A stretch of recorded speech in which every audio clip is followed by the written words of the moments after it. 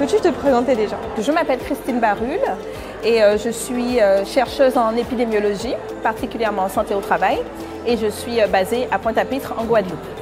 Alors, je m'appelle Tina Nikuka, je suis chercheuse en mathématiques appliquées et informatique. Quel est l'objet de ta recherche? Moi, je fais du traitement d'images, donc c'est tout ce qui est programmation qui fait qu'on voit des images, qu'on regarde les images, qu'on analyse des images, qu'on détecte des humains ou des chats ou des chiens dans les images. Alors, mes intérêts de recherche, concrètement, c'est de savoir si les conditions de travail vont provoquer plus tard l'apparition d'un cancer ou favoriser le développement du cancer. Est-ce que tu as rencontré des difficultés dans ton parcours? J'en ai rencontré.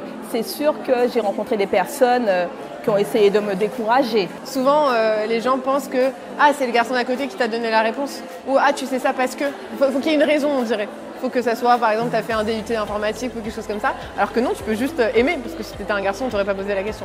Par rapport au moment où j'ai décidé de faire un enfant, ça n'a pas été très apprécié de certains collaborateurs. Mais en fait, j'ai tout contourné.